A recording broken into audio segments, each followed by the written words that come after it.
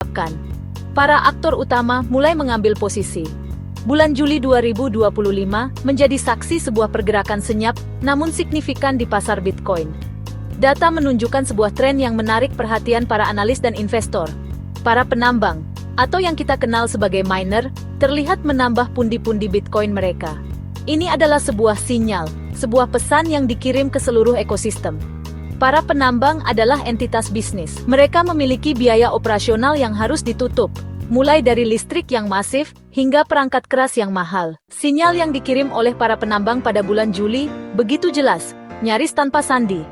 Ini adalah sinyal kepercayaan. Ketika para penambang, yang notabene adalah penjual alami di pasar, justru beralih menjadi penimbun. Ini mengubah dinamika penawaran dan permintaan secara fundamental. Mereka pada dasarnya mengurangi jumlah Bitcoin baru yang siap dijual di bursa. Kita perlu memahami psikologi di balik keputusan ini. Menjual Bitcoin seharga $70.000 hari ini mungkin tampak menguntungkan. Tetapi, jika mereka yakin harganya bisa mencapai $90.000 dalam beberapa minggu ke depan, menahan adalah pilihan yang jauh lebih rasional dan menguntungkan. Setiap pendakian akan mencapai puncaknya. Begitu pula dengan harga Bitcoin. Setelah periode akumulasi oleh para penambang berhasil mendorong harga ke level yang lebih tinggi, sebuah babak baru yang tak terhindarkan pun dimulai. Babak ini disebut realisasi keuntungan atau profit taking. Para penambang yang sebelumnya sabar menahan aset mereka, kini melihat angka-angka di layar yang jauh lebih menarik. Proses ini adalah bagian alami dari siklus pasar. Tagihan listrik tidak bisa dibayar dengan sentimen bullish. Gaji karyawan dan investasi pada perangkat keras baru membutuhkan uang tunai. Memasuki bulan Agustus, panggung pasar Bitcoin bergeser. Fokus tidak lagi pada akumulasi, tetapi pada potensi distribusi. Aksi ambil untung oleh para penambang, yang dimulai setelah harga mencapai puncaknya, kini berpotensi menjadi tekanan jual yang lebih signifikan. Pertanyaannya bukan lagi apakah mereka akan menjual, melainkan seberapa banyak dan seberapa cepat mereka akan menjual. Kita bisa membayangkan ini seperti bendungan. Selama bulan Juli, para penambang membangun bendungan dengan menahan pasokan. Kini, di bulan Agustus, mereka mulai membuka pintu air bendungan tersebut secara perlahan untuk melepaskan sebagian isinya. Di tengah ancaman tekanan jual dari para penambang, muncul sesosok ksatria berbaju zirah yang siap menahan gempuran. Ksatria ini bukanlah individu, melainkan sebuah kekuatan kolektif yang masif modal institusional. Kehadiran ETF Bitcoin Spot telah mengubah peta permainan secara fundamental. Mereka menyediakan jembatan yang kokoh dan teregulasi bagi para investor besar, seperti dana pensiun, perusahaan asuransi, dan manajer aset, untuk masuk ke pasar Bitcoin dengan mudah dan aman. Mereka bertindak sebagai penyerap permintaan yang konstan dan signifikan. Ini seperti memiliki jaring pengaman di bawah pasar. Setiap kali harga turun, ada pembeli besar yang siap menampung. Section 6, pertarungan raksasa. Siapa lebih kuat, miner atau institusi?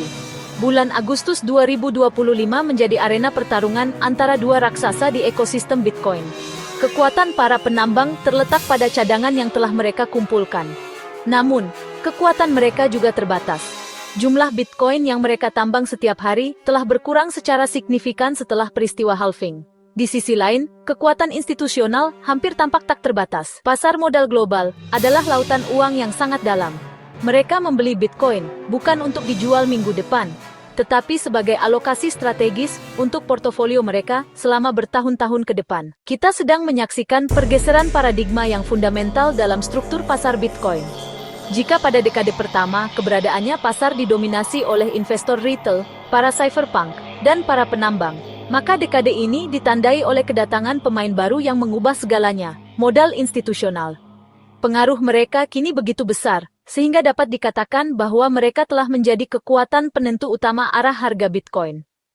Narasi kini juga, dan mungkin terutama, tentang alokasi aset global dan selera risiko dari para manajer keuangan terbesar di dunia. Pengaruh modal institusional ini membawa konsekuensi ganda. Di satu sisi, ini membawa legitimasi dan stabilitas. Namun, di sisi lain, dominasi ini juga berarti Bitcoin menjadi kurang kebal terhadap guncangan di pasar keuangan tradisional. Section 8. Agustus di persimpangan jalan melejit atau terkoreksi. Pasar berada di sebuah persimpangan jalan yang krusial, ditarik oleh dua kekuatan yang berlawanan. Di satu sisi, Ada potensi koreksi yang didorong oleh tekanan jual dari para penambang yang ingin merealisasikan keuntungan setelah kenaikan harga baru-baru ini. Jika penjualan ini terjadi secara masif, kita bisa melihat harga bergerak turun untuk menguji level-level dukungan psikologis yang lebih rendah. Di sisi lain, ada potensi bagi harga untuk terus melejit atau setidaknya bertahan di level yang tinggi.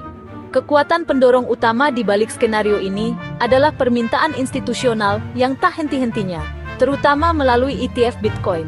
Setiap penurunan harga kemungkinan akan dilihat sebagai kesempatan membeli oleh para raksasa keuangan ini, yang dapat dengan cepat membalikkan tren turun menjadi tren naik kembali. Section 9.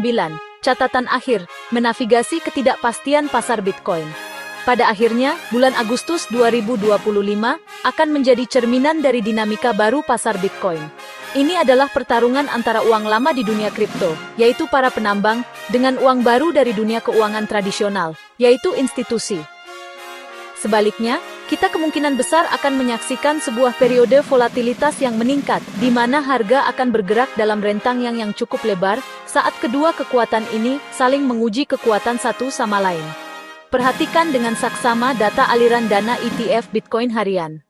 Angka-angka ini telah menjadi barometer sentimen institusional yang paling andal. Pasar Bitcoin tidak lagi beroperasi dalam ruang hampa. Ia adalah bagian dari ekosistem keuangan global yang saling terhubung, dan guncangan di satu bagian sistem dapat dengan mudah merambat ke bagian lainnya. Bagi mereka yang siap untuk menavigasi ketidakpastian ini dengan informasi yang tepat dan kepala yang dingin, bulan Agustus bisa menjadi bulan yang penuh dengan peluang. Itu tadi pembahasan kita dalam video ini, semoga bisa kasih insight baru buat kalian semua. Jangan lupa klik like kalau suka, komen kalau mau tanya atau diskusi, dan tentu saja subscribe Ainova Channel, supaya nggak ketinggalan konten-konten terbaru seputar AI, crypto, staking on-chain, likuiditas pool, DeFi, dan Web3. Sampai ketemu di video berikutnya.